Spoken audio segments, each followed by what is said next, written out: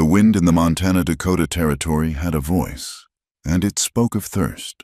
It was a low, ceaseless whisper that peeled paint from the false fronts of Red Butte's Main Street and carried the fine red dust into every seam of a person's clothing, into their lungs, onto their teeth. It was the sound of a land parched to its bones. Cottonwood trees along the nearly evaporated creek bed rattled their dry leaves like old secrets. The sun beat down with a pale, relentless fury, bleaching the sky and baking the earth into a cracked plate of terracotta.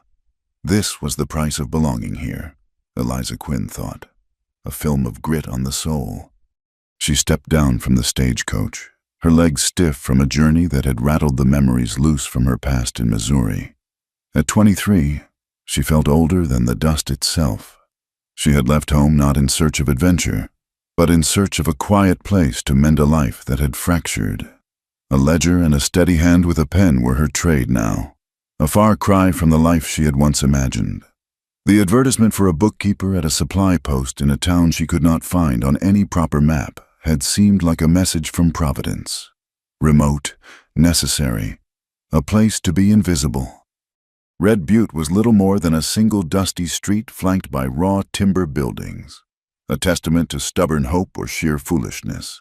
A saloon, a blacksmith, a sheriff's office with a sagging porch, and at the far end, O'Rourke's Supplies. It looked sturdy, its unpainted wood weathered to a respectable silver gray. That was her destination. As she retrieved her single worn carpet bag, a commotion spilled from the saloon. A man with a face like a knotted rope was being shoved out the swinging doors by 3 others. The man leading the charge was tall and broad, with a cold authority in his pale eyes. He wore a dusty army coat stripped of its insignia, and a pistol holstered low on his hip. "Leave this town," Silas Cutter snarled, his voice a gravelly scrape. "We do not need your kind stirring up trouble." The man on the ground, a prospector by the looks of his gear, scrambled backward in the dust. "I was only asking about the new trail," he stammered. Cutter nudged him with the toe of his boot. "The only trail you need to know is the one heading east." His men chuckled, a harsh, ugly sound. Eliza watched, her hand tightening on the handle of her bag. She had seen bullies before. They all had the same look, a mix of arrogance and deep-seated fear. The town's deputy, a young man with a worried face and a tin star that seemed too heavy for his shirt, emerged from his office. He stopped on the porch, his hand hovering near his own pistol. But he said nothing. He just watched, his jaw tight. Cutter and his men swaggered away, leaving the prospector to gather his dignity from the dirt. Eliza filed the scene away. This Silas Cutter was a man who enjoyed his power. The deputy was a man who was afraid of it. She adjusted the simple bow and quiver slung over her shoulder, a habit from home her father had insisted upon for hunting small game, and walked toward the supply post. The red dust puffed up around her boots with every step. The woman behind the counter inside O'Rourke's Supplies was built like the land itself, solid and weathered, with kind eyes that had seen too much. Her hair was pulled back in a severe bun, and her hands, resting on the worn pine counter, were calloused but capable. "You must be Eliza Quinn," she said. Her voice was surprisingly gentle. "I am Martha O'Rourke." "I am," Eliza confirmed, offering a small smile. The air inside smelled of coffee beans, leather, and smoked bacon, a scent she found immensely comforting. Martha sized her up, her gaze lingering for a moment on the bow. "You travel prepared." "My father taught me," Eliza said simply. "He believed a woman should not have to depend on a man for her supper or her safety." "A good man," Martha nodded. "The ledgers are in the back room. The pay is what we agreed on in the letters, plus room and board. The room is small, but the roof does not leak." Eliza took a breath. She was a long way from Missouri, and her funds were perilously low. About the pay, Mrs. O'Rourke, given the local conditions. "I was thinking it might need a small adjustment." Martha raised an eyebrow. "Local conditions." "The wind," Eliza said, her expression serious. A wind that persistent must charge a fee for all the extra work it causes. Keeping the dust out, surely that is worth another $1 a week. For a long moment, Martha was silent. Then, a slow smile spread across her face, crinkling the corners of her eyes. The laugh that followed was a rusty, wonderful sound. $1 it is. Miss Quinn, I like a woman who knows her own value. It is a rare commodity out here. Miles away, hidden in a rocky outcrop overlooking the vast plain, Chaska of the Red Hawk Band watched the stagecoach become a small speck in the distance. His eyes, sharp and patient, missed nothing. The way the heat shimmered off the ground, the nervous flick of a pronghorn's ear, the unnatural stillness of a patch of brush where a coyote lay in wait. He was 27 winters old, a warrior and a scout for his people, the Lakota. His face was a calm mask, but beneath it, the weight of his responsibility was a heavy stone. His family, his Tiospayi, was days behind him, moving slowly toward the summer hunting grounds in the valley the whites called Spirit Canyon. To his people, it was the Valley of Whispering Ancestors, a sacred place where generations were buried and where the buffalo were said to always return. It was his duty to scout the path, to ensure it was safe, to watch for danger. Lately, the danger had a new face. Not soldiers in blue coats, but men like the ones he had been tracking for 2 days. Poachers. They were careless, leaving a trail a child could follow. But their traps were another matter. He dismounted from his paint horse, the animal standing ground-tied without a sound, and knelt. He ran his fingers over the disturbed earth. Just below the surface, the cruel metal jaws of a bear trap waited, covered with a thin layer of leaves and dust, placed cunningly on a game trail. This was not for hunting. This was meant to cripple, to kill indiscriminately. An animal, or a person? He had found 3 others like it in the last day. With practiced care, he unearthed the trap and sprung it using a heavy branch. The clang of the metal jaws snapping shut echoed for a moment in the silence. He looked at the trap closely. Scratched into the metal was a small, almost invisible mark, a C inside a circle, the mark of the mining company that was trying to buy up land to the north. His grandfather, 2 Elk, had spoken of the rumors that the company wanted to blast a new, faster trail for its ore wagons directly through the sacred valley, a road that would cut across their seasonal migration route, a road that would desecrate the graves of their ancestors. These traps, Chaska knew, were not random. They were a message. They were a warning. Keep out. This land is no longer yours. His jaw tightened. He had lost an older brother in a skirmish with prospectors 5 years ago, a loss that still felt like a fresh wound. He had promised his family then that he would protect them, not through blind aggression, but with watchfulness, with wisdom. He would not start a war, but he would defend his people's right to exist, their right to walk the paths their grandfathers had walked. He concealed the heavy trap in his saddle roll.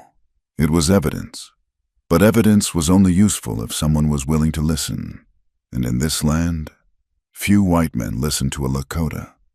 Back in Red Butte, the days settled into a rhythm for Eliza. She spent her mornings with the ledgers, her neat cursive filling the pages with the lists of flour, sugar, ammunition, and tools. The work was methodical, calming. It kept her mind from drifting back to the painful memories she had run from.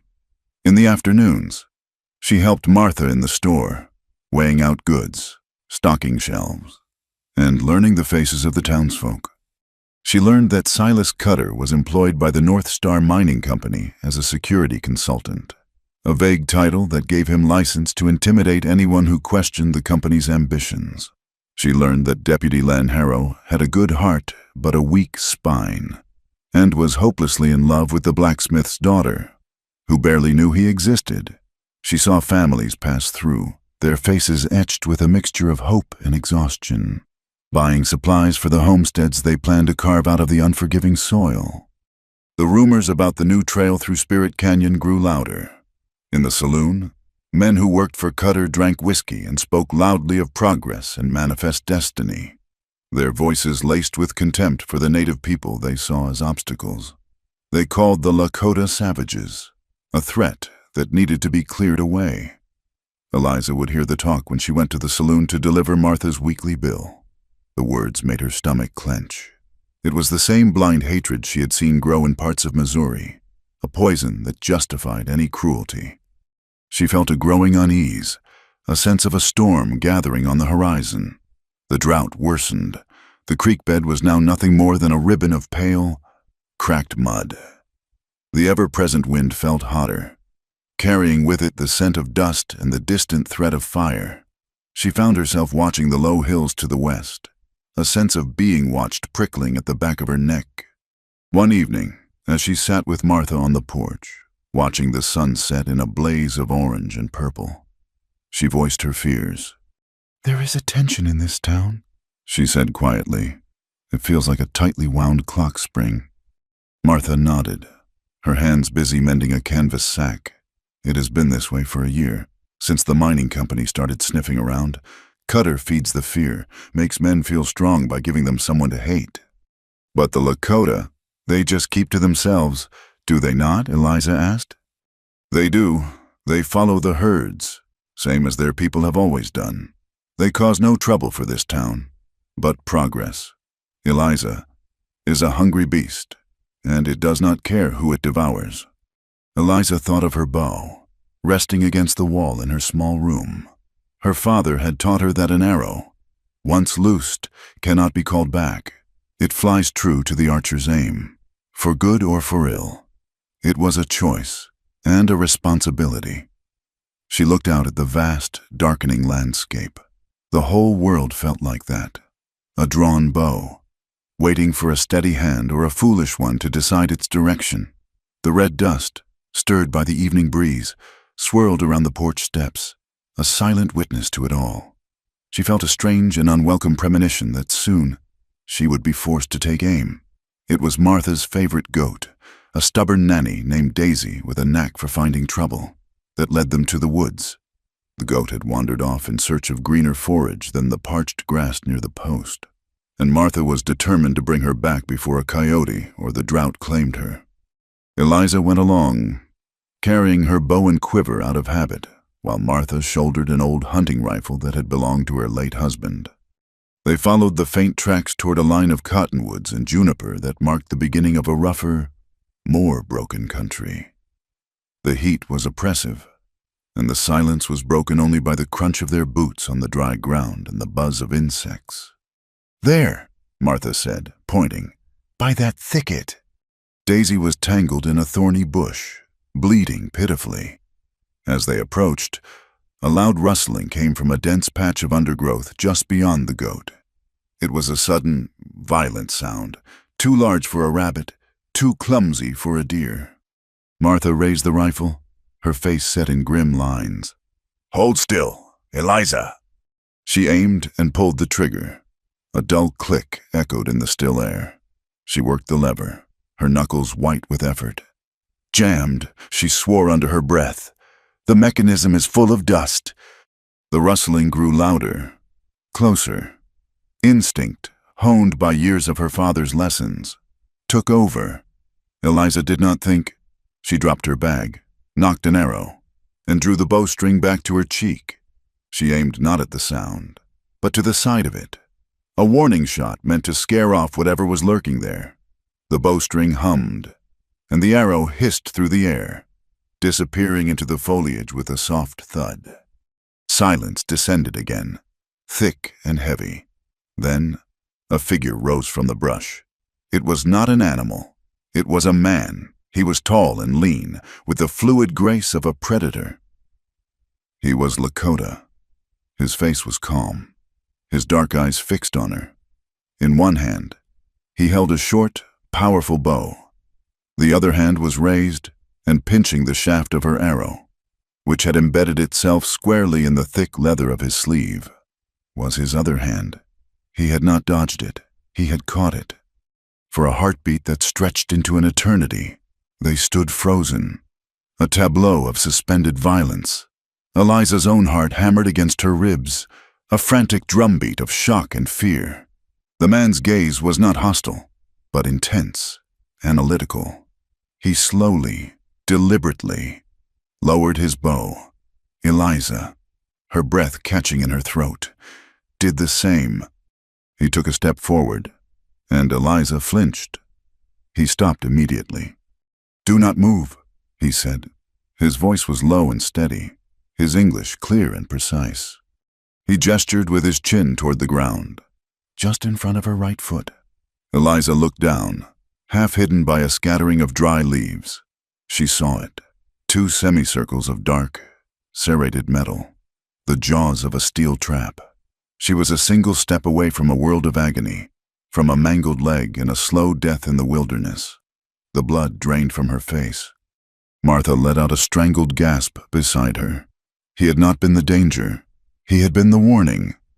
From a ridge 100 yards away, two of Silas Cutter's men, dispatched to check on their employer's illegal traps, saw the scene unfold through a spyglass. They did not see the trap. They did not hear the words. They saw a Lakota warrior emerge from an ambush, an arrow in his hand, facing down two white women. They saw all the proof they needed for the story they already wanted to believe. "Look at that," one of them whispered, his voice trembling with a mixture of fear and excitement. He was about to attack them. "We have to get back and tell Cutter." The Lakota man pulled Eliza's arrow from his sleeve with a slight twist. He held it for a moment, examining the fletching. He looked back at her, his expression unreadable. "Yours?" he asked. Eliza could only nod, her throat too tight for words. He took another careful step, his eyes scanning the ground. "There are more, all around this clearing.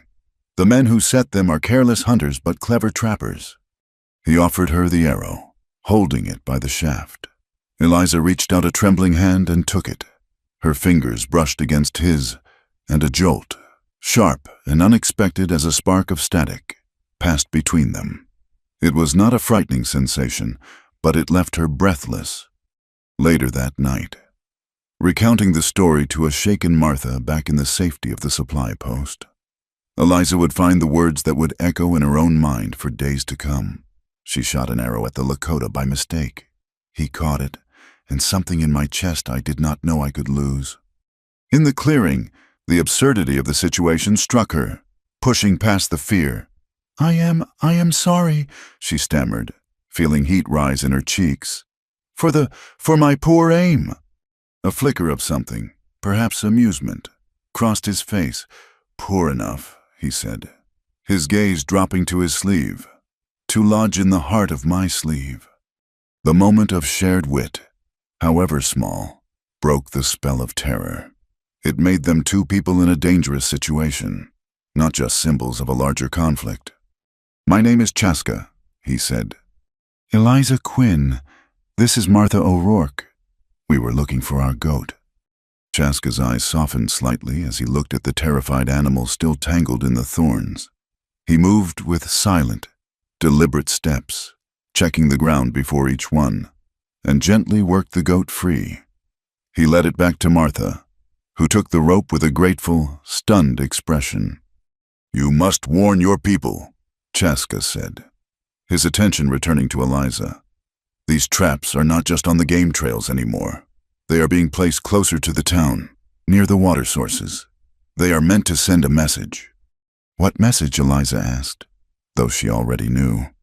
"That this land is not for us, and perhaps not for you either. If you do not serve the right masters." He was right. They could not just go back. They were surrounded by unseen threats. A bargain formed in her mind, a trade of trust for trust. "You want us to warn the town," Eliza said, her voice steadier now. "Then we need to get back to the town to do it. You know where the traps are. We do not. Will you guide us back to the main path?" Chaska considered her for a long moment, his gaze searching her face. He saw not just the fear, but the practicality, the sharp mind working behind the panic. He saw a woman who negotiated instead of screaming. He gave a single, decisive nod. "Follow my steps," he said. "Do not stray from them." The journey back was a lesson in perception. Chaska moved through the landscape as if he were a part of it, his eyes reading the subtle language of bent twigs, disturbed soil, and unnatural patterns. He pointed out 2 more traps that Eliza and Martha would have walked straight into. He moved with a quiet confidence that was both reassuring and deeply humbling. The tracks of his moccasins intertwined with the prints of Eliza's worn boots. 2 different worlds making a shared path through a field of hidden dangers. When they reached the familiar wagon road that led back to Red Butte, Chaska stopped at the edge of the trees. He would not come any closer to the town. "Tell them," he said simply. "Thank you," Eliza said, the words feeling utterly inadequate. She clutched the arrow he had returned to her, its sharp point a reminder of her terrible mistake, its fletching a souvenir of his incredible grace. He simply nodded again and melted back into the shadows of the woods, as silent as he had appeared. By the time Eliza and Martha stumbled back into Red Butte, the poison had already been spread. Cutter's men had galloped into town, their story ready. "Ambush," they shouted, reining their horses to a dramatic halt in front of the saloon. "A Lakota warrior jumped 2 women out by the creek. We saw it. He had an arrow ready to fly." Silas Cutter emerged from the saloon, a look of grim satisfaction on his face. He had been waiting for an excuse like this. The story spread through the town like a prairie fire, fanned by fear and prejudice. Men poured out of the saloon and the blacksmith's shop, their faces dark with anger. "This is what I have been warning you about," Cutter boomed, his voice carrying over the growing crowd. "They are getting bold. They are threatening our women. That valley is their staging ground. We have to build that road, secure this territory, and show them who this land belongs to." Deputy Len Harrow hurried out of his office, his face pale. "What happened where?" Cutter clapped a hand on his shoulder, a gesture that was more of a threat than a comfort. "Do not worry. Len, me and my men will handle it. We will protect this town, since you seem unable to." When Eliza and Martha finally arrived, they were met with suspicious stares and angry muttering. Eliza tried to explain what had really happened, that the Lakota man, Chaska, had saved them, but her words were drowned out by the roar of the mob Cutter had incited. "She is a sympathizer," someone yelled, making excuses for them. Len pushed his way through the crowd. "Let her speak. What happened out there? Eliza!" But his voice was a weak plea against a tide of fury. Cutter smiled. A cold, thin line. The story was already told. The truth no longer mattered.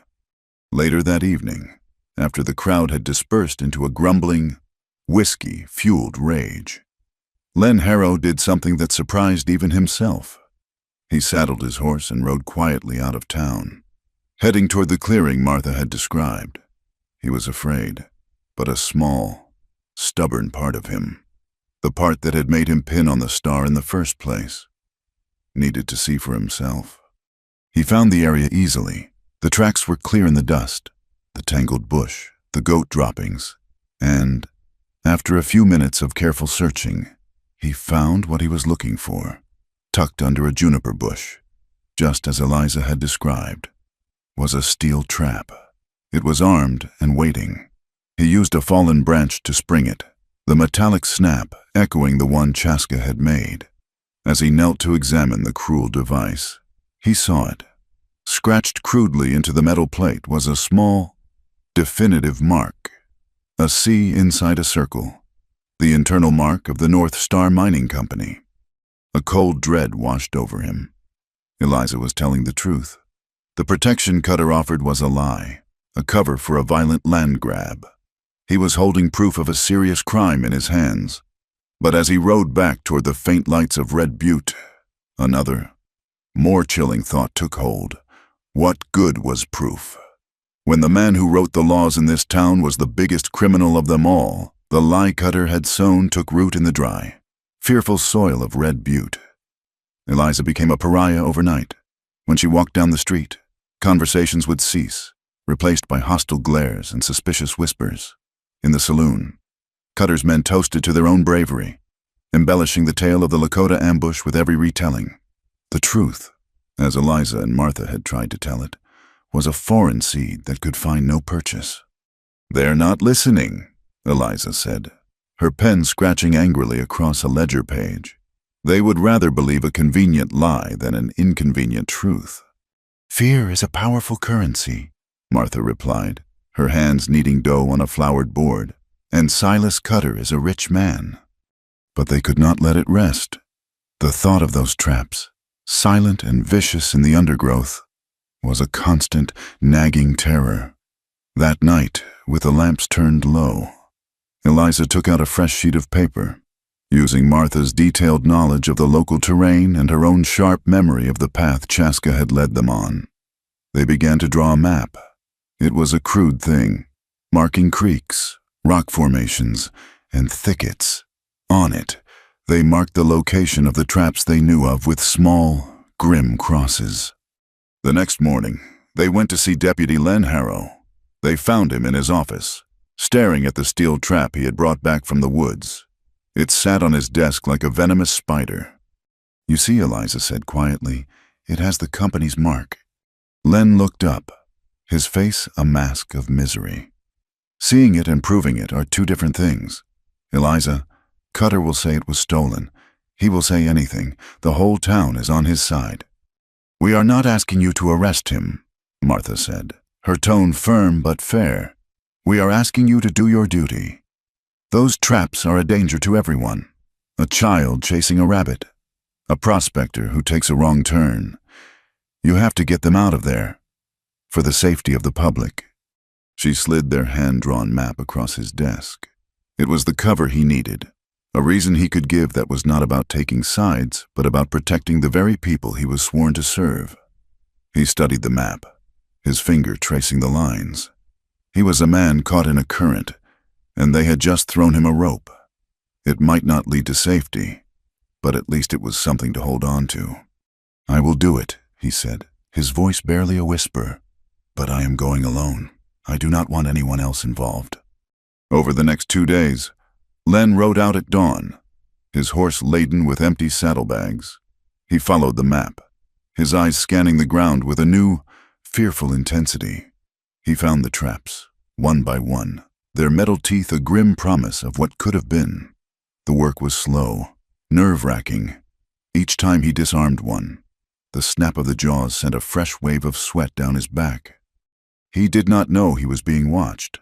From the high ridges, Chaska observed the deputy's slow, methodical progress. He had seen the women's tracks leading to the sheriff's office and understood what they had done. He was curious to see if the man with the tin star had any metal in his soul. On the 3rd day, Len was moving through a narrow ravine, his focus on a patch of disturbed earth ahead. He did not see the other trap, the one cunningly placed on a rock ledge above him, triggered by a tripwire of nearly invisible gut. As his boot was about to snag the wire, a small pebble dislodged from the cliff face above, clattering down just inches in front of him. The sound was so insignificant, so natural, that he might have ignored it, but it was just enough to make him pause, to look up. He saw the glint of metal, the thin, taut line. He froze, his heart seizing in his chest. A cold sweat broke out on his brow. He had been a breath away from disaster. He looked around, searching the silent, empty landscape. There was no one. But he knew, with a certainty that went deeper than sight, that he had not been alone. He knew he had just been granted a reprieve. A debt had been incurred. The town remained a tinderbox of suspicion. In the church on Sunday, the preacher spoke of loving thy neighbor, his gaze sweeping over a congregation that was visibly divided. Cutter and his men sat in the back pew, their expressions smug. On the other side of the aisle, a few homesteading families and Martha sat with Eliza, a small island in a sea of hostility. Afterward, Eliza was labeled. The whispers followed her from the church steps. Indian lover, traitor. It was a brand she now had to wear. The pressure mounted. Silas Cutter made his first move against Martha. A freight wagon that was due with a month's worth of flour. Coffee and tools from Helena failed to arrive. The driver, a man Martha had known for years, eventually rode into town with an empty wagon and an apologetic look. "I am sorry, Martha," he said, avoiding her eyes. "My contract was bought out. The North Star Mining Company. They told me my services were no longer required on this route." Cutter was cutting off her lifeline, trying to starve them out. That same afternoon, a new rumor ignited. A frantic farmer from a small homestead to the east galloped into town, shouting that 2 of his best cattle had been stolen in the night. He had found tracks, he claimed, unshod ponies, Lakota tracks. Cutter seized on the news, fanning the flames of outrage. "See," he bellowed to the crowd that quickly gathered. "It is just as I said. They are thieves and murderers. They are testing us, seeing how much we will tolerate before we fight back." Eliza knew it was a lie. The Lakota were skilled hunters. They had no need to steal stringy farm cattle. But once again, the lie was easier, more satisfying than the truth. Torn between her desire for a quiet life and the burning injustice of it all, Eliza found herself needing to escape the suffocating confines of the town. She walked out toward the low hills, her bow in her hand, needing the familiar weight of it to feel centered. A soft, misty rain began to fall. Not a downpour, but a fine drizzle that hung in the air, washing the dust from the sky and giving the parched land a momentary, darker beauty. She found a sheltered spot beneath a rock overhang, a place that offered a wide view of the plains. A small band of horses, paints and bays, grazed peacefully below. And then she saw him. Chaska was leaning against a lone cottonwood, as still and patient as the stone itself, watching over the herd. He did not seem surprised to see her. He nodded a greeting as she approached. "Your town is a loud place," he said. Eliza sighed, the tension in her shoulders easing for the first time in days. "It is full of angry ghosts." They stood in comfortable silence for a while, watching the horses move through the misting rain.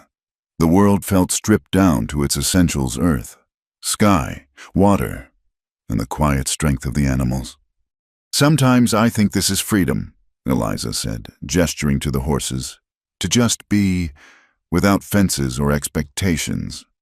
Chaska considered her words. "They are free to run," he said, "but they are not free from the storm, or the wolf, or the winter. Freedom is not the absence of a burden." "What is it, then?" He turned his gaze to her, his dark eyes serious. "Freedom is to choose your burden." He paused. "To choose your mistakes, and to bear them," Eliza finished, the words an echo of her own hard-won philosophy. A small smile touched his lips. "Yes, and to bear them." The connection between them was a quiet, powerful thing. A recognition of a shared understanding that transcended language and culture. Eliza felt a warmth spread through her chest, a feeling she had thought long buried. "You catch arrows very well," she said, a playful glint in her eye. "Is that a common skill among your people?" The smile reached his eyes. He looked down at his leather sleeve. "I am not sure I could catch your sharp words," he replied. "They fly faster than any arrow." The moment was broken by a sound from the distance, the lowing of cattle. Chaska's expression hardened. He looked toward the sound, then back at her. "The men who lie about my people stealing cattle," he said, "are the same men who leave their campfires burning in a dry wind. A fire does not care whose home it burns." He touched the brim of an imaginary hat in a gesture he must have learned from a white man, a gesture of polite farewell that seemed both foreign and fitting. Then he turned and walked away, disappearing into the rain-slicked junipers as silently as he had appeared. Eliza stayed for a long time, watching the horses. Chaska's words lingered in her mind. A fire does not care whose home it burns. She looked back toward Red Butte, a town so consumed by its imaginary fears that it was blind to the real dangers circling it. A single spark, she thought. That is all it would take. A single spark in the wrong hands, in the dry grass. She saw the faint orange glow of a distant ember. A dying campfire left by careless men, a tiny, ominous portent of the flames to come. A few days later, a message found Eliza not in words, but in a symbol. A single hawk feather, tied with a strip of sinew, was left on the hitching post outside the supply store. She knew, with an instinct that was becoming as reliable as the sunrise, that it was from Chaska. She also knew it was not a threat, but an invitation. That evening, as dusk settled, she walked out of town, following a feeling more than a path. She found him waiting by the creek bed. He told her that for her to truly understand what was at stake, she had to see the valley with her own eyes, not as a stretch of land to be conquered, but as a history to be read. He also told her to bring the man with the star. Deputy Harrow, Eliza asked. Surprised? Why him? He saw the trap, Chaska said. His eyes saw the truth, even if his mouth has not yet learned how to speak it. If he is to be a man of law, he must understand the law of this land, which is older than any town. It was a risk, but Eliza trusted Chaska's judgment. The next morning, well before dawn, she and Len Harrow met Chaska at the edge of the woods. Len was visibly nervous, his hand rarely straying from the pistol at his hip. He was a man far outside his comfort zone, following a woman ostracized by the town and a Lakota warrior Cutter had branded as an enemy. But the memory of the pebble, the glint of the trap, and the quiet debt he now owed compelled him forward. Chaska led them on a winding path into the hills, moving with a silence that made both Eliza and Len feel loud and clumsy. As the first light of dawn painted the eastern sky, they arrived at a high, flat ledge of rock. The view that opened up before them stole Eliza's breath. Below lay a wide, green valley, a startlingly vibrant sanctuary in the parched landscape. A river, shrunken but still alive, snaked through its center. This is the Valley of Whispering Ancestors, Chaska said, his voice soft with reverence. He pointed to faint, crisscrossing lines in the landscape, visible only to a trained eye. Those are our trails. Not one season's path, but hundreds. My people have followed the buffalo through this valley since before the grandfathers of your grandfathers were born. It is a map of our lives. He then directed their gaze to a series of low, grass-covered mounds on a gentle slope near the river, marked by simple standing stones, some carved with figures of bison and eagles. And that, he continued, is where the map ends for many. It is where we lay our people to rest. To build a road there, to break that ground with plows and black powder, is to erase our memory. It is to say we were never here. Eliza finally understood. This was not about property, not in the way her people understood it. It was about existence. The valley was a living document, a church, a library, and a home, all at once.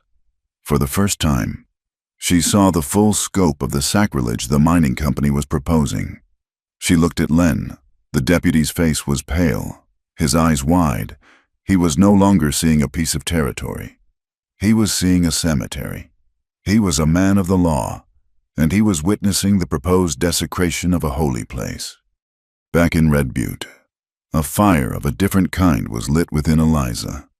She sat at the small desk in her room and began to write. It was not a plea, but a petition, a formal objection to be sent to the territorial government in Helena. She wrote with a clear, steady hand, describing the valley not with poetic sentiment, but with facts. She detailed its importance as a seasonal migration route, its role as an ancestral burial ground, and the simple truth that a viable, less destructive path could be made around the northern rim. She was creating a different kind of map, one made of words, hoping it could protect the one made of earth and memory. That night, the wind picked up. It was a hot, dry wind, the kind that frayed nerves and made a stray spark a mortal enemy.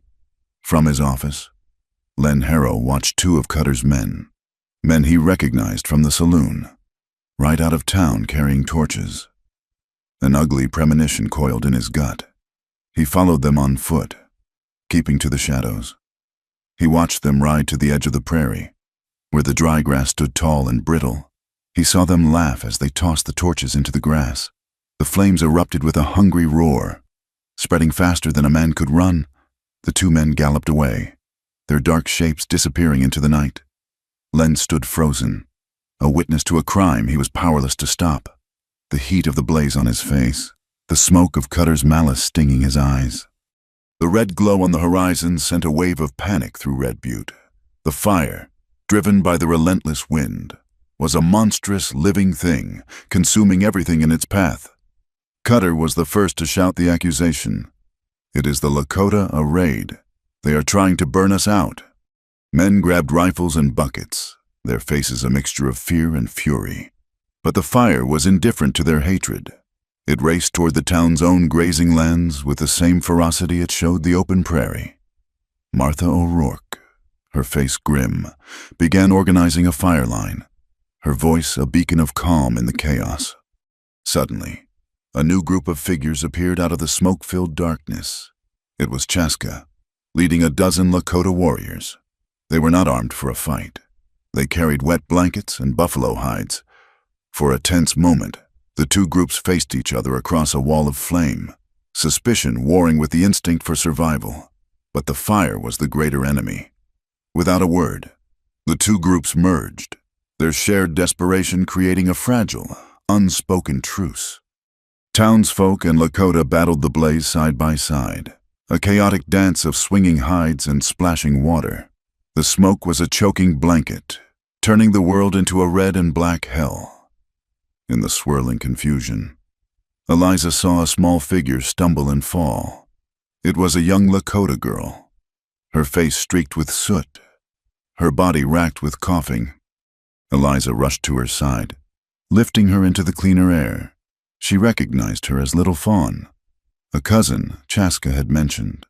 Using her handkerchief dipped in water from her canteen, she gently wiped the girl's face and held it to her lips, urging her to breathe. Chaska saw the act of kindness, a small moment of humanity in the midst of the inferno. He gave Eliza a nod of profound gratitude that said more than words ever could. It was a bridge of trust built in a baptism of fire. By dawn, the wind had died, and the fire was beaten into a smoldering black ruin. The sun rose on a landscape of devastation. A great black scar was burned across the earth, a testament to the night's shared terror.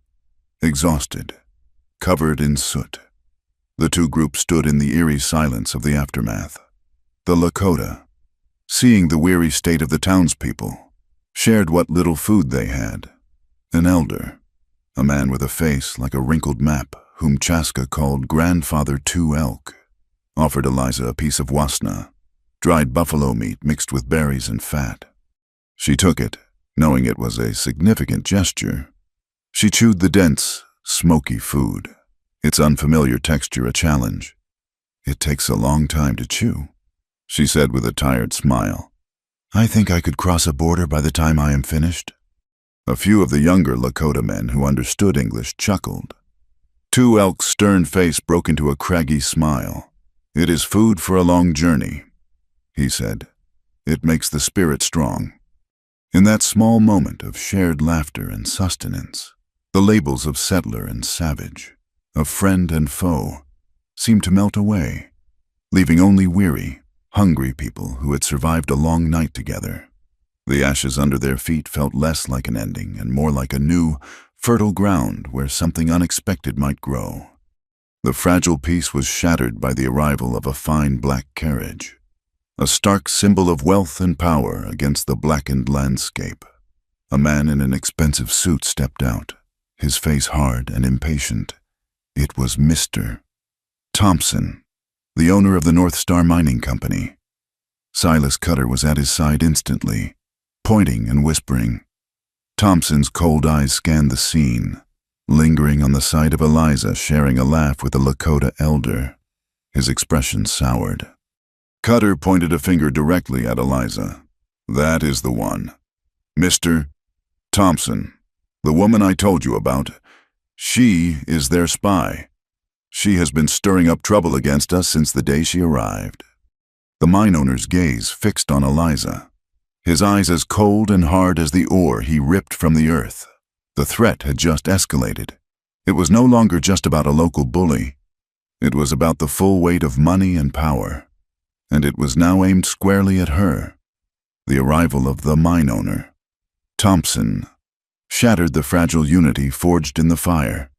His cold presence was a reminder of the world beyond the valley, a world of contracts, capital, and a ruthless definition of progress. Cutter's accusation, sharp and public, hung in the smoky air, branding Eliza as an enemy in front of the very people she had just helped. The Lakota, seeing the shift in the wind, gathered their own and melted back into the hills, their trust in the white men's world as scorched as the land around them. A heavy, oppressive stillness fell, the kind that often precedes a storm. Then the sky, bruised and purple, finally broke. It was not the gentle misting of before, but a true, cleansing downpour. Rain hissed on the hot ashes, sending up plumes of steam, and quickly turned the fine red dust into a thick, clinging mud. The deluge was a blessing and a curse, washing the soot from the world while promising flash floods in the gullies. Eliza had been making her way back toward the town when the storm hit its full force.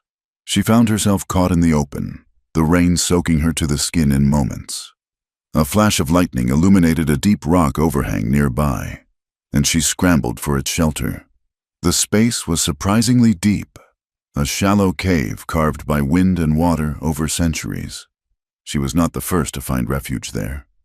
Chaska was already inside, standing back in the shadows, his silhouette a study in stillness against the roaring curtain of water.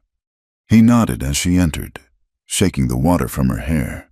"The sky is angry today," he said. "Or perhaps it is washing the land of all the lies." Eliza gave a weary smile, wringing out the hem of her skirt. "I wish it were that simple. A lie is harder to wash away than ash." They fell silent, listening to the drumming of the rain on the stone above them.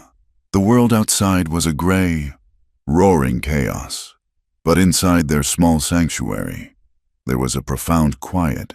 It was a space outside of time, away from the accusations of Cutter and the fear of the townsfolk. Here, they were just two people, sheltered from the same storm. "The fire was a terrible thing," Eliza said, her voice soft. "But seeing everyone, your people and mine, fighting it together, for a moment, it felt like something new was possible."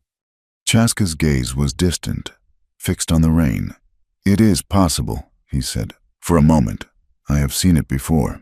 My older brother, Tanka, he believed in it. He believed that if we showed we were men of honor, we would be treated with honor. He tried to make peace with a group of prospectors who came into our winter grounds. He offered them food.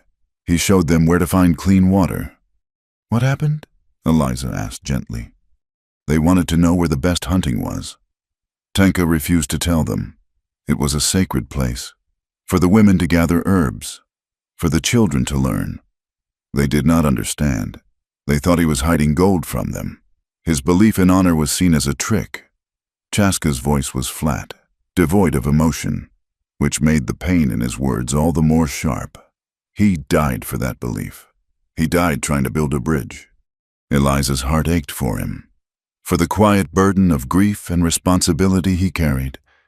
"That is why you are so careful," she realized. "So watchful." "I will not see my family pay that price again," he said. "I will protect them. That is my path."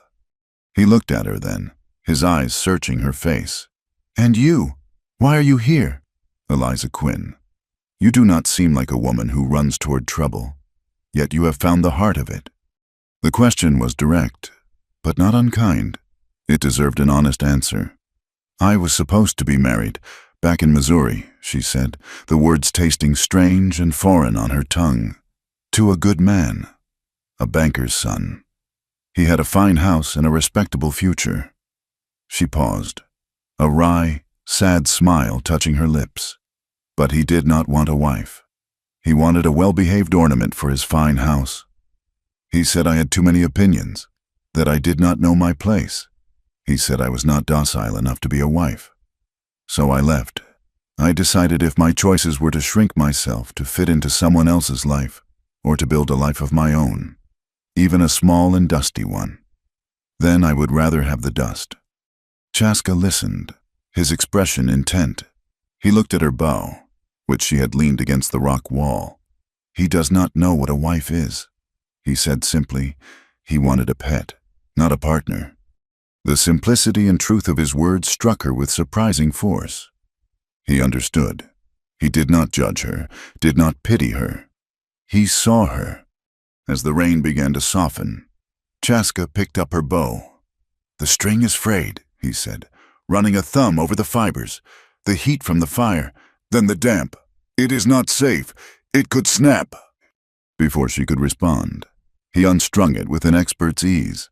From a small pouch at his belt, he produced a tightly coiled length of new sinew. He worked with a focused, efficient grace, his long fingers looping and tightening the knots. Eliza watched his hands, strong and capable, as they moved with a sureness that was mesmerizing. He was not just fixing a tool.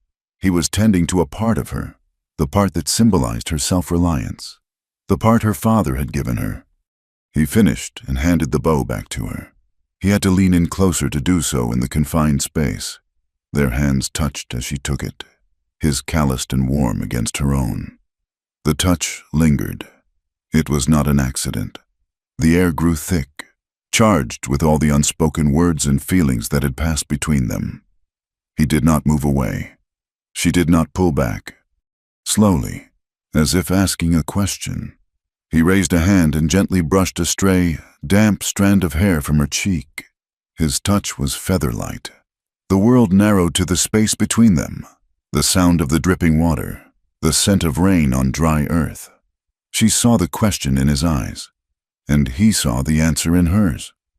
He leaned down, and she met him halfway. The kiss was not born of a sudden, fiery passion, but of a slow, steady burn of recognition and respect. It was gentle, firm, and deeply comforting. It tasted of rain and wood smoke and the quiet certainty of something solid and real finally taking root. It was a promise made without words, a moment of peace in a world at war. When they parted, neither of them spoke for a long moment. There was no need. "I do not need big promises," Eliza said at last, her voice a near whisper. "I just need someone who keeps the small ones." Chaska looked at the bow in her hands, then back at her face, his own expression one of solemn sincerity. "I will catch all your stray arrows," he said softly, "even the ones from the heart." Later, when the rain had finally stopped and a pale sun was breaking through the clouds, Eliza walked back to a town that felt more alien than ever. The mud on the street was thick, and the faces that watched her from doorways were cold. She felt a new resolve settle over her. She had made her choice. She would stand for the truth of what she had seen, of what she knew to be right, no matter the cost. Deputy Len Harrow was waiting for her on the porch of the supply store. He looked as if he had not slept in days. His face was pale and drawn, his eyes haunted. "I need to talk to you," he said, his voice low and urgent. They went inside, to the back room among the barrels and sacks. He paced the small space like a caged animal. "I saw them. Eliza." He burst out, unable to hold it in any longer. "That night, I saw Cutter's men with torches. I followed them. They set the fire. I watched them do it." Eliza felt a cold knot of dread and vindication in her stomach. "So you will testify. You will tell the mine owner." Len stopped pacing and looked at her, his expression wretched. "I cannot," he whispered. "You do not understand. Cutter knows things about me, about my family back east. He has me trapped. If I speak out, he will ruin more than just me. I am a coward. Eliza, but I wanted you to know. You are not crazy. You are right." He turned and left before she could say another word, leaving her with the terrible weight of his confession. He had given her the truth, but it was a weapon she could not yet wield. The next afternoon, the official response to her growing alliance came not with a bang, but with a piece of paper. A man from Helena, a legal clerk with a pinched face and a dusty suit, delivered a notice to Martha. It was an injunction, filled with complex legal terms, but the meaning was simple and brutal. citing her suspicious association with hostile natives and an alleged violation of her trade license. The North Star Mining Company had filed a complaint. Her supply lines were now officially and legally cut. The contents of her store were to be impounded. Pending a hearing she could never hope to win. Cutter was no longer just a bully. He was using the law as a weapon, and he had aimed it at the heart of their survival. The legal notice was not a threat. It was a cage. The pinched-faced clerk from Helena stood by, a vulture in a dusty suit, while Silas Cutter and 2 of his men began the methodical process of strangling Martha O'Rourke's life's work. They did not remove the goods. Instead, they placed thick padlocks on the storeroom doors and nailed a notice of seizure to the front entrance, its official lettering a stark pronouncement of their ruin. Martha watched, her face a stoic mask, but Eliza could see the tremor in her hands. Cutter, for his part, seemed to relish the moment. He walked over to Eliza, his shadow falling over her like a shroud. "This is what happens when you play spy," he said, his voice a low growl. "The law has a long reach. A charge of incitement against a federally chartered company carries a prison sentence, a long one. Think about that the next time you feel like speaking out of turn." He was drawing a line, not just around the store, but around her life. He was making it clear that her next act of defiance would cost her her freedom. The few townspeople who had stood by them watched from a distance, their faces grim and helpless. The law, as wielded by Cutter, was an impenetrable fortress. The weight of that threat, the feeling of the cage door swinging shut, drove Eliza out of town later that day. She needed air that was not thick with defeat. She walked toward the hills, her newly strung bow a familiar comfort in her hand. The silence of the wilderness had become her only sanctuary. It was a scream that shattered the peace, a high, thin cry of pure agony, followed by a child's desperate sobbing. It came from a thicket of chokecherry bushes not far from the path. Eliza's blood ran cold. She ran toward the sound, her heart pounding a frantic rhythm against her ribs. She found Little Fawn on the ground, her small leg caught in the brutal jaws of a steel trap, the same kind Chaska had warned her about, the same kind Len had been collecting, but they had missed one. The sight was horrific. The metal teeth had bitten deep into the girl's flesh, and the ground around her was dark with blood. Little Fawn's face was a mask of terror and pain, her dark eyes wide with shock. Eliza dropped to her knees, her mind racing. "Do not move," she said, her voice shaking but steady. "Do not try to pull, just breathe." But the child was panicked, thrashing against the unyielding metal, her sobs tearing at Eliza's soul.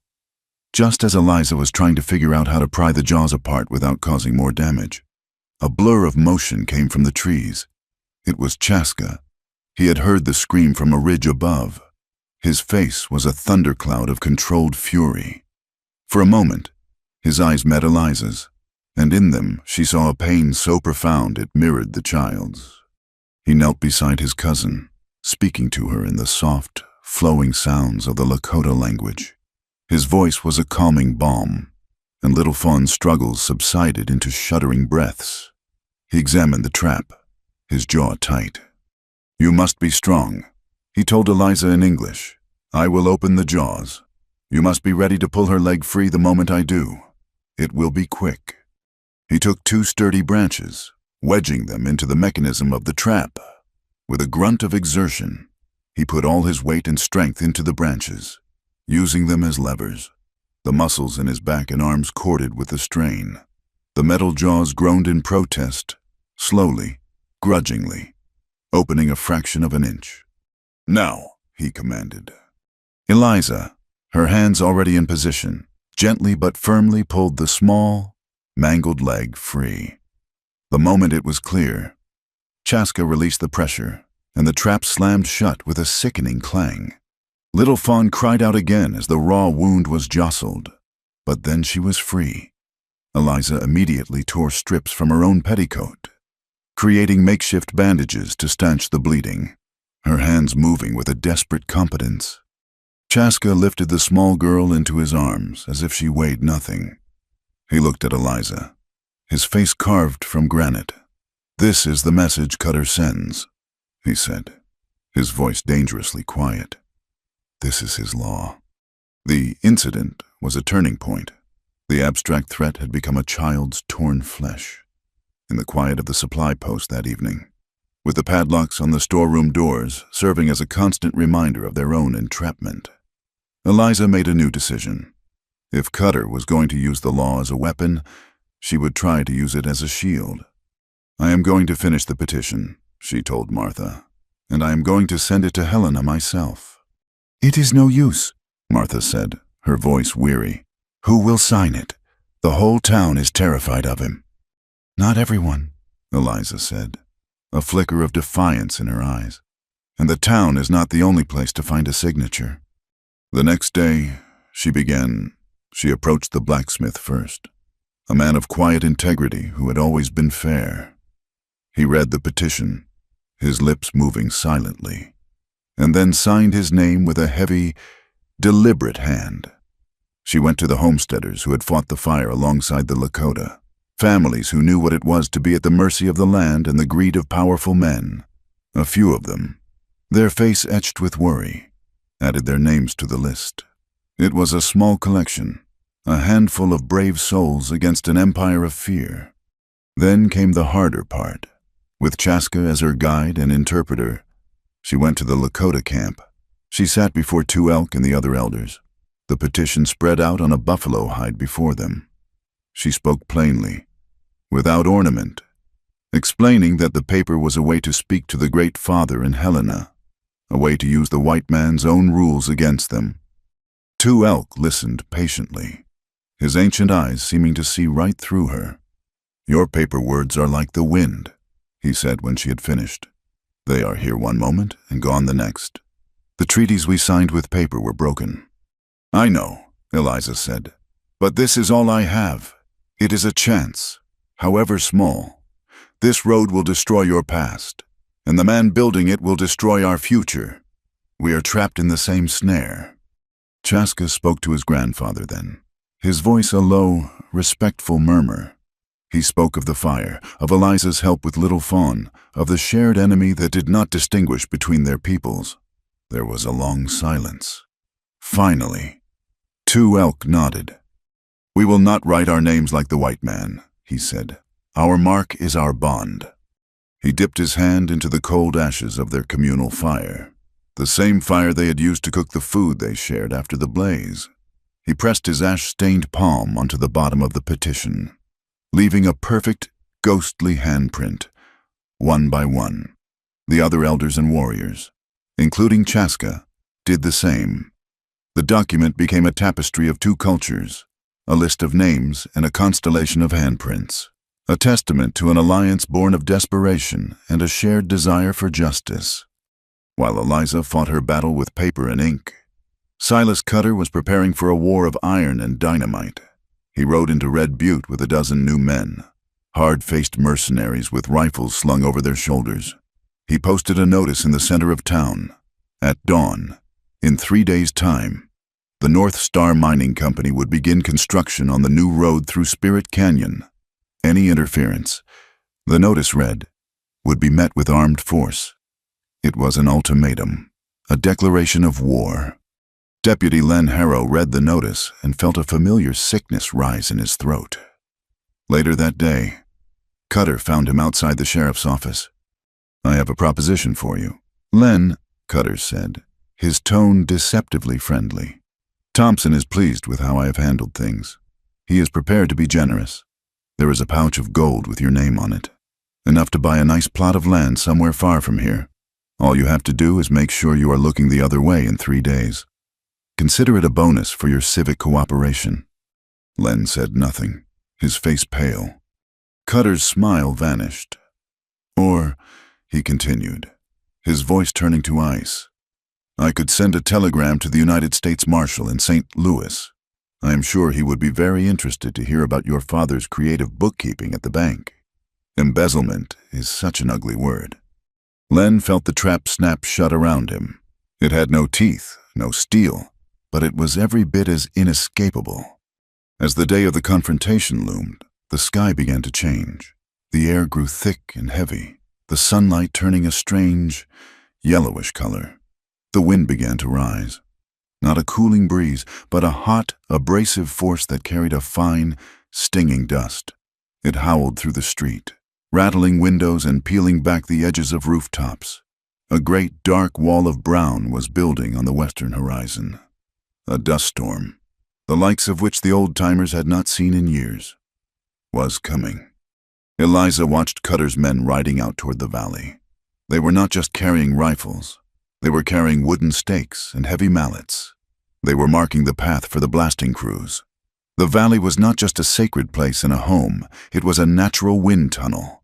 To blast a road through it, just as a storm of this magnitude was about to hit, was not just arrogance. It was madness. The valley itself was gathering its own fury, preparing to answer the violence of men with the far greater violence of nature. The stage was set. The fuse was lit. All that was left was the explosion. Dawn broke not with light, but with a warning. The sun was a pale, sickly disk behind a veil of yellow dust, and the wind had risen from a whisper to a mournful howl. Silas Cutter and his new crew of hard-faced men rode toward the mouth of the valley, their faces grim, their rifles held ready. They were not a construction crew. They were an invading army. At the entrance to the valley, the Lakota were waiting. It was not a battle line. There were no raised weapons, no war cries. It was a silent, solemn testament. 2 elk and the other elders stood in a line, their faces like ancient stone. Behind them, Chaska and the younger men stood as still as the cottonwoods. Between them and Cutter's party, they had erected a symbolic fence, a fragile barrier of prayer flags tied to juniper branches and a single line of stones taken from the sacred burial grounds.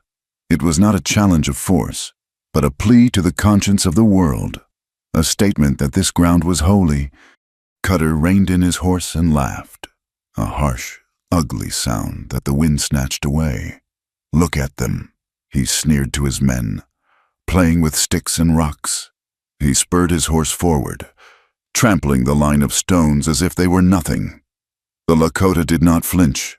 They simply stood, their dignity an invisible, unbreakable wall. Then the world ended.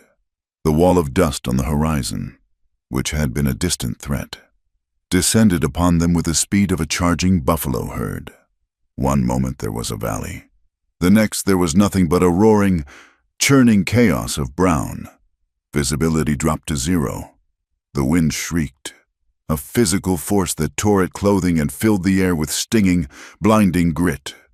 Horses whinnied in terror, and men shouted, their voices instantly swallowed by the gale. Through the maelstrom, Cutter's rage burned hotter than the wind. He saw the storm not as an act of nature, but as a personal affront, another trick by the land and its people to defy him. This road would be started today. He bellowed an order lost to the roar. Light the fuse. A man, his face wrapped in a bandana, fumbled with a match and a length of cord. The spark caught, a tiny flicker of defiance in the heart of the storm. The fuse sputtered into life. The explosion was not a sharp crack, but a deep, guttural thump that seemed to come from the bowels of the earth. The ground shuddered violently. It was followed by a horrific, grinding roar, the sound of a mountain tearing itself apart. The dynamite, meant to clear a path, had instead fractured the unstable cliff face. Tons of rock and earth, dislodged by the blast, began to slide down into the valley, a slow, unstoppable avalanche of debris. Panic erupted. Men screamed, their cries muffled and distorted by the dust. They were trapped in a blind, shaking world, with death raining down from an unseen height. Chaska moved through the chaos like a ghost. This was his land. He could read it by the feel of the ground beneath his feet, by the subtle shifts in the screaming wind. He tied a long, rawhide rope around his waist, handing the other end to a warrior. "Follow the sound," he commanded. Pulling a small, flat drum from his belt, he began to beat it. A steady, rhythmic pulse, a heartbeat in the roaring chaos. He moved into the thickest part of the dust cloud. his voice calling out in the Lakota tongue, searching for the living, for the buried. Eliza, Martha, and a handful of others, including a pale and trembling Len Harrow, had watched the invasion from a safe distance. Now, they were witnesses to a catastrophe. Eliza tied her own bandana over her face, the fabric gritty with dust almost immediately. "We cannot just stand here," she yelled over the wind. "There are men trapped in there." She did not wait for an answer. She began to move forward, keeping close to the rock wall where the ground was most stable. Len, his face a mask of indecision, looked from the terrifying storm to Eliza's resolute back. A small, forgotten piece of his courage took hold. He followed her, and a few of the homesteaders followed him. They found the first man almost immediately. He was one of Cutter's hired laborers, a young man with a terrified face, his leg pinned beneath a large boulder. Together, using a shattered piece of timber as a lever, they managed to free him. The work was brutal, a desperate struggle against the shifting earth and the blinding wind. They found another, and then another. They were no longer townsfolk or settlers.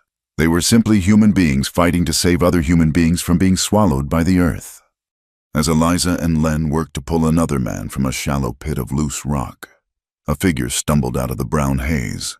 It was one of Cutter's mercenaries, his eyes wide with panic, his rifle held in a white-knuckled grip. He saw Eliza, her face covered, working beside the deputy, and his fear twisted what he saw. He saw an enemy. "Get back!" he screamed, his voice thin and reedy against the gale. "Get away from him!" He leveled the rifle, his aim wavering in the wind, and pointed it directly at Eliza. The world seemed to explode for a second time. A shape, fast and fluid as a hawk, launched itself out of the dust. Chaska hit Eliza with the force of a physical blow, driving her down into the dirt as the rifle fired. The bullet, meant for her heart, tore a hot, searing line across the top of his arm instead. He cried out, a sharp intake of breath against the pain. Len Harrow saw it all. He saw the Lakota man he had been taught to fear, the man his town had condemned, throw himself in front of a bullet to save Eliza. The complex knot of fear, guilt, and obligation inside him finally snapped. He stood up, his own pistol suddenly in his hand. The weapon felt steady, an extension of a will he did not know he possessed. He saw Cutter nearby, his face a demonic mask of fury in the swirling dust. "It is over. Cutter!" Len shouted, his voice clear and strong. "I saw you. I saw your men set the fire." Cutter spun around, his own pistol coming up, but Len was faster. The cowardice had been burned out of him. He fired once. The shot was not to kill. It was to end the fight. The bullet struck the heavy steel of Cutter's revolver, sending it flying from his grasp to be lost in the churning dust. A stunned silence fell in their small pocket of the storm. In that moment of clarity, Eliza, scrambling up from the ground, saw the second danger. Another fuse, miraculously lit by a stray ember from the first blast, was burning its way along the ground toward a much larger cache of dynamite boxes. There was no time to shout, no time to run. She grabbed the bow from her back. She knocked an arrow, her movements fluid and certain despite the chaos. Everything else faded away.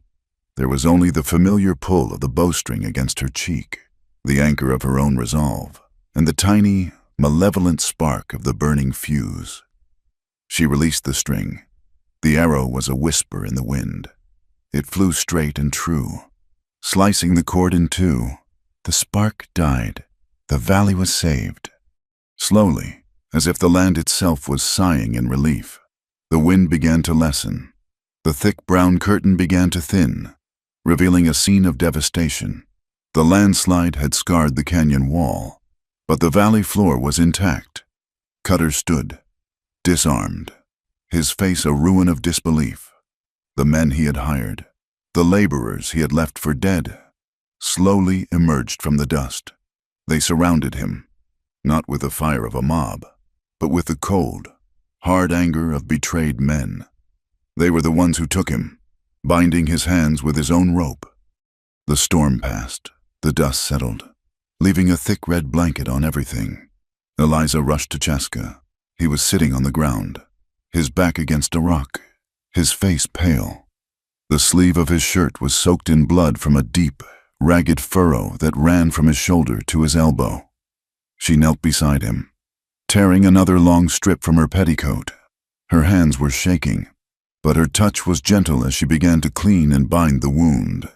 He watched her, his eyes never leaving her face. The pain was a fire in his arm, but the look in his eyes was of a deeper, quieter flame. She finished the bandage, her hands resting for a moment on his arm. She looked into his eyes, and the world with all its noise and fury fell away. There was only this small space, this shared breath. "Stay," she whispered, her voice thick, the single word holding the weight of 1,000 unspoken feelings. "Stay with me." Chaska did not speak. He did not have to. He reached up with his good hand and gently touched her face, his thumb wiping away a smudge of dust and tears from her cheek. His answer was in his touch, a silent promise made in the quiet aftermath of the storm. The dust storm had scoured the world clean, leaving it raw and exposed. In its wake, an unnerving quiet descended upon Red Butte, broken only by the low murmur of voices and the distant cry of a hawk. Silas Cutter, his face a mask of cold fury, was held under guard in the town's small jail cell, a cage he had expected others to occupy. The men he had hired, saved from the landslide by the very people they were meant to intimidate, were his accusers now, their voices a grim chorus of testimony. The greatest change, however, had taken place within the thin walls of the deputy's office. Len Harrow sat at his desk, the tarnished star on his chest seeming to shine a little brighter in the afternoon light. The fear that had been his constant companion for months was gone, burned away in the heart of the storm. In its place was a heavy, solid certainty. He took out a fresh sheet of paper and a bottle of ink. He wrote for over an hour, his hand steady, his script clear and unwavering. He detailed everything he had seen the company traps with their distinctive mark, the two men with their torches setting the prairie ablaze, Cutter's threats, his attempted bribery, and his final, reckless act of detonating explosives in the middle of a dust storm. When he was finished, he signed his name at the bottom with a flourish that was entirely new to him. It was the signature of a free man. He took the sworn statement to Martha O'Rourke. She read it in silence, her expression unreadable. When she looked up, her eyes were shining with a fierce, unshed light. "This changes everything, Len," she said, her voice thick with emotion. "It changes me," he replied simply. Martha, her spirit rekindled, moved with a purpose the town had not seen in months. She took Len's statement and the tattered remains of Eliza's first petition and called a town meeting. It was not held in the church, but in the open air, in the middle of the dusty street. She stood on the porch of her supply store, the padlocks still hanging on the doors as a stark reminder of Cutter's tyranny. One by one, the people who had been saved from the landslide came forward, the laborers, the homesteaders. They spoke of the Lakota's help, of Chaska's drumbeat leading them to safety, of Eliza's courage. The convenient lie that had held the town in its grip was finally choked to death by a flood of inconvenient truths. "This valley does not belong to a mining company," Martha declared, her voice ringing with a newfound power. "It belongs to the land. It belongs to a history we are only just beginning to understand. And it belongs to a future where we do not have to live in fear."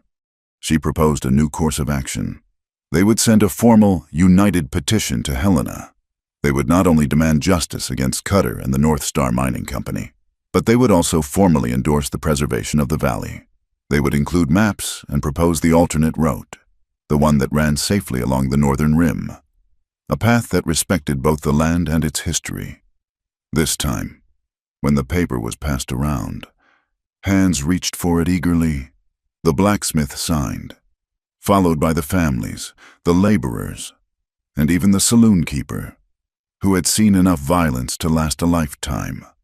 A few days later, Chaska came with a message, His grandfather, 2 Elk, wished to speak with them. He led Eliza, Martha, and a hesitant but resolute Len Harrow to the edge of the Lakota camp. They did not enter, but met in the neutral territory of the open plain, beneath the watchful gaze of the cottonwoods. 2 Elk stood before them, his presence as powerful and rooted as the ancient trees. He had listened to Chaska's account of Len's testimony and the town's change of heart. "The white man's law is a river that changes its course," he said, his voice a low rumble. "Today, it flows with you. Tomorrow, it may flow against us again.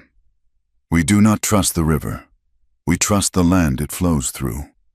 He looked at each of them in turn, his gaze lingering on Len. "You have found your voice," he said to the deputy. "A man's honor is not in never falling. It is in rising again."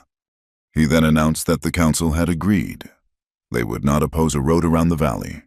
They would help mark a shared path along the edges, a seasonal route for the town's wagons that would not disturb the sacred grounds. Their own people would mark it with their traditional signs, cairns of stones and carvings on trees, a map that both peoples could learn to read. He then turned to Eliza and Chaska, who stood side by side. He raised his hands, palms open to the sky. He did not chant or perform a ceremony that would be meaningless to the outsiders. He simply spoke, his words a blessing that was as elemental as the earth itself. "May the sun warm your faces in the winter," he said. "May the rain bring you corn in the summer. May you walk a long path together. And may your children have the strength of the mountains and the wisdom of the river." He then placed a hand on Chaska's shoulder and one on Eliza's. "Go," he said, "build your home." The next day, with the future of the valley now resting in the hands of couriers on their way to Helena, Eliza and Chaska walked down to the creek bed. It was still mostly dry, a wide, sandy ribbon cutting through the land, a symbol of the division that had almost torn them all apart. "This needs a bridge," Eliza said, looking across the expanse. Chaska nodded. "A small one, just enough to cross without getting your feet wet when the rains come." They spent the next 2 days working together. Chaska, with his good arm, used a hand axe to fell several slender lodgepole pines, trimming them into smooth, sturdy logs. Eliza, using tools borrowed from the blacksmith, sawed planks for the decking. They worked in a comfortable, easy rhythm, their movements a synchronized dance of shared purpose. There was little need for words. They communicated in the language of handed tools, of shared glances, of the simple, satisfying sound of a hammer striking a nail true. It was a different kind of petition, one written not with ink, but with wood and sweat. It was a promise built by their own hands. When it was finished, it was not a grand structure. It was a simple, sturdy wooden bridge, just wide enough for 2 people to walk side by side. It looked strong, honest, and permanent. They stood in the middle of it, looking back toward the town. "It is a good bridge," Eliza said, a deep sense of satisfaction warming her. Chaska looked not at the bridge, but at her, a soft light in his eyes. "You know," Eliza said, a playful smile touching her lips, "that business with the arrow, catching it out of the air like that, I have decided it was just showing off, a bit of unnecessary theatrics." Chaska's expression turned serious, though the smile in his eyes betrayed him. The theatrics were necessary. He said, "It is important to practice." Practice for what? He reached out and took her hand, his fingers lacing through hers. His touch was warm and certain. "For the next time," he said, his voice a low, gentle tease. "The next time I have to catch a marriage proposal." They were married in late autumn, when the cottonwood leaves had turned to gold and the air was crisp with the promise of winter. There was no church, no preacher in a black coat, no formal gathering. Their sanctuary was the shade of the great, ancient cottonwood tree that stood sentinel by the creek bed, the same tree that had witnessed their first conversation in the rain. Their guests were a strange and wonderful collection of the 2 worlds they were trying to stitch together. Martha O'Rourke stood beside Eliza, her weathered face beaming with a joy that was almost fierce. Len Harrow, his deputy's star now polished and worn with a quiet pride, stood next to her, representing the fragile new law of the town. A handful of the homesteading families, whose names and handprints now sat side by side on the petition in Helena, were there as well. From the Lakota camp came 2 elk, his presence lending a solemn gravity to the occasion, along with Little Fawn, her leg now healing in a neat scar, and a dozen others from Chaska's family. There were 2 brief ceremonies, woven together like threads in a braid. 2 elk spoke first. His words were in the Lakota tongue, a low, melodic cadence that spoke of the earth, the sky, and the honor of a warrior taking a wife. He did not offer a prayer to a distant god, but a blessing drawn from the land itself. He then wrapped a single, beautifully tanned buffalo robe around both of their shoulders, a symbol of the home and the warmth they would now share as one family. Then Martha stepped forward. She did not read from a Bible. She simply looked at the 2 of them, her eyes shining. "In this hard country," she said, her voice thick with emotion, "there is very little a person can count on. But I have learned that the truest things are not built of stone or law, but of small, daily acts of courage and kindness." She looked at Eliza. "You promised to keep the books." She looked at Chaska. "You promised to guide us home. You are both keepers of promises. May you always keep them for each other." Eliza and Chaska turned to face one another under the buffalo robe, the golden leaves of the cottonwood rustling above them like 1,000 quiet witnesses. There were no rings. Instead, they spoke the vows they had created together, simple and solid as the bridge they had built.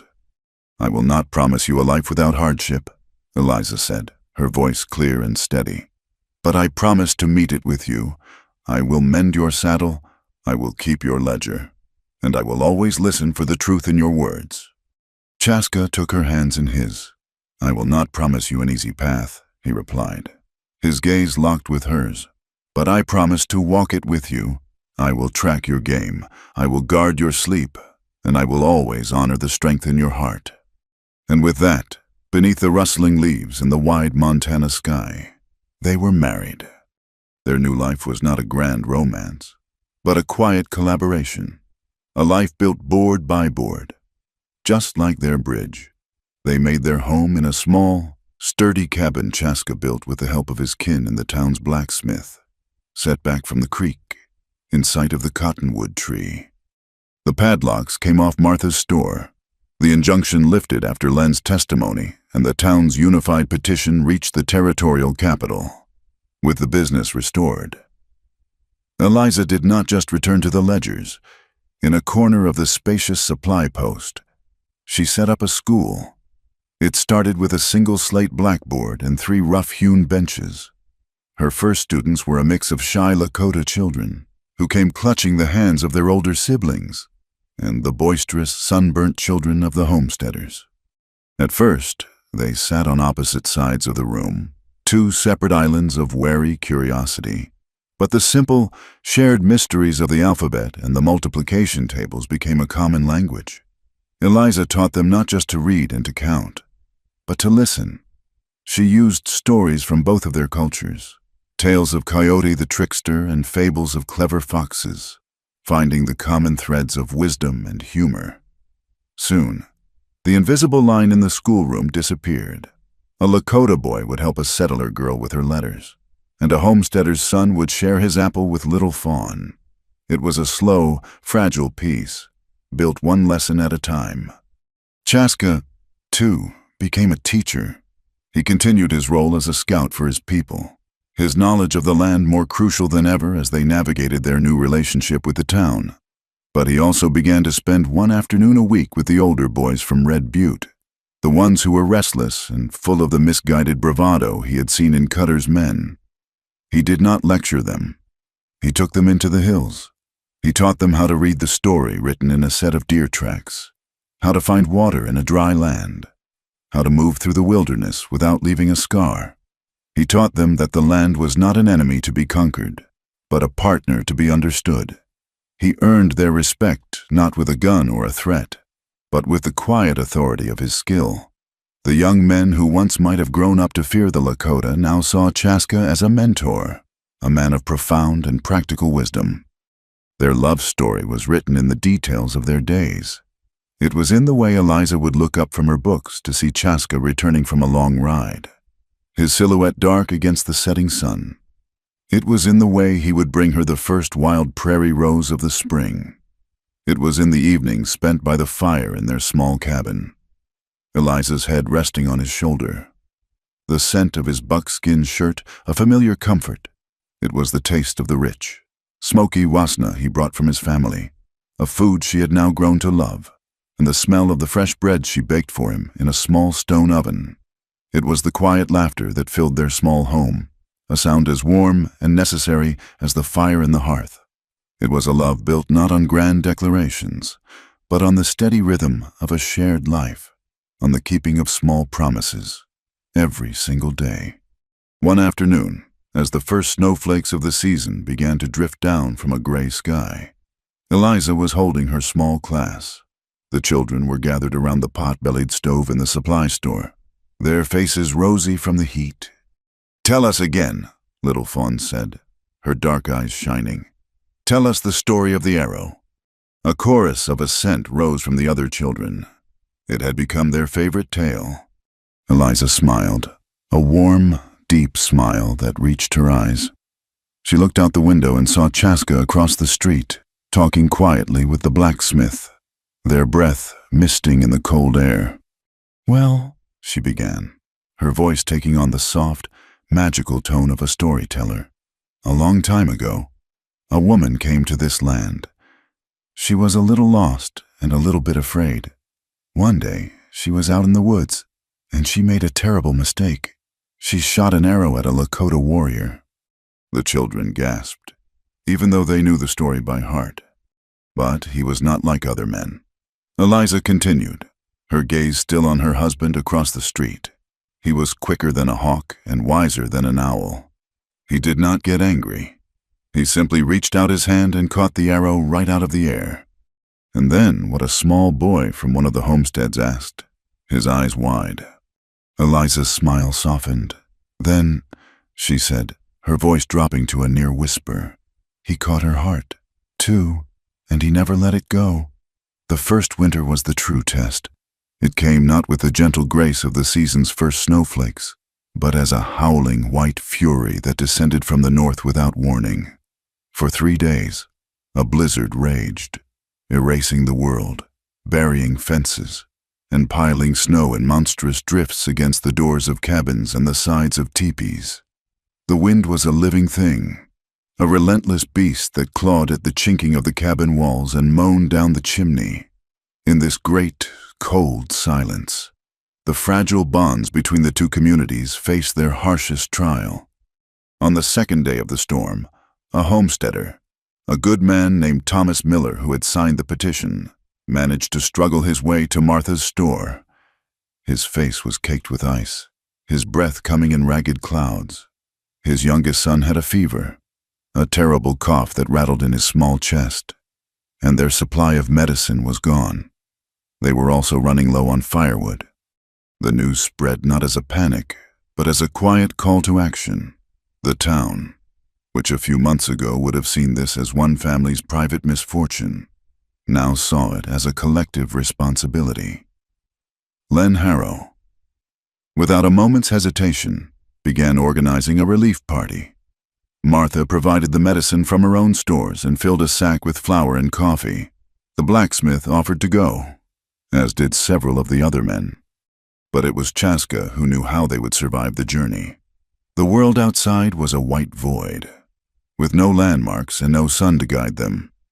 Chaska, however, read a different map. He understood the contours of the land hidden beneath the snow, the way the wind shaped the drifts, the sheltered paths along the frozen creek bed that were invisible to any other eye. He and 2 other Lakota men fashioned a sled from bent willow branches and buffalo hide. They loaded the supplies, their movements efficient and sure. They would not take horses, who would flounder in the deep drifts. They would go on foot, trusting the knowledge passed down through generations.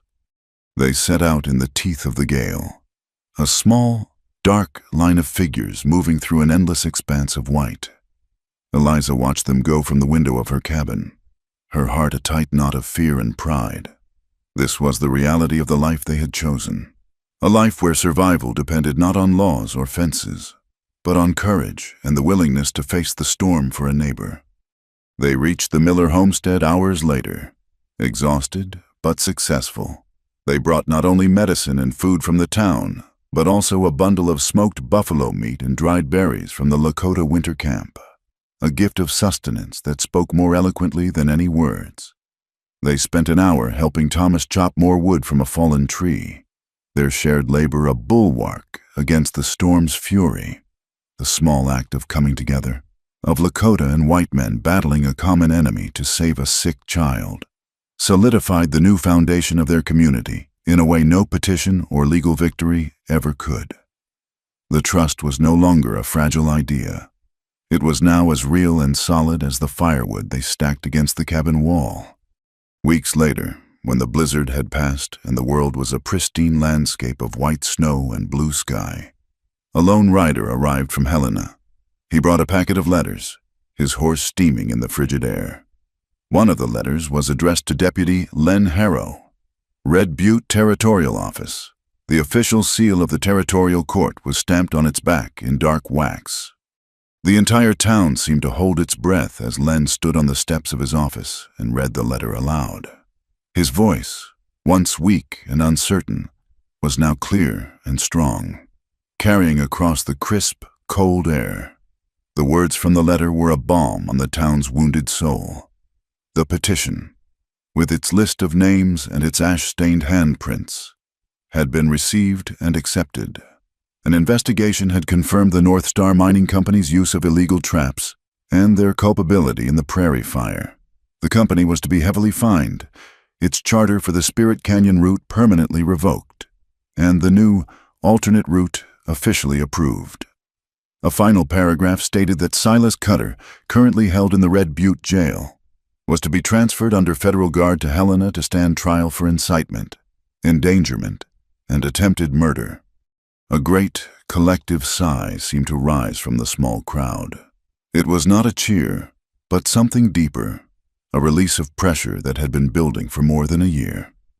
Martha O'Rourke closed her eyes, a single tear tracing a path down her weathered cheek. The homesteaders looked at each other and nodded, a silent acknowledgement of their shared victory. Justice, a concept that had seemed as distant and unattainable as the moon, had finally found its way to their small, dusty corner of the world. That evening, as a cold, clear twilight settled over the snow-covered valley, Eliza and Chaska walked out to the bridge they had built. It stood strong and dark against the white landscape, its simple lines a testament to their shared work. The air was so cold it felt sharp in their lungs, and the stars were beginning to appear in the deep purple sky, scattered like diamond dust. They stood in the middle of the bridge, their shoulders touching, looking out at the vast, silent land. The world felt clean, new, and full of a quiet, hopeful peace. Eliza broke the silence, a playful smile in her voice as she looked up at him. "You know," she said, her breath misting in the air, "I have been thinking, what would happen if I made another mistake? If I were to accidentally shoot another arrow in your direction?" Chaska looked down at her, the starlight reflected in his dark eyes. He considered her question with a mock seriousness. "Then he would have to catch it," he replied, his voice a low, warm rumble. But he then reached out and took her mittened hand, his grasp firm and gentle. "I think now," he said, his voice softening, "I would much prefer to just hold your hand."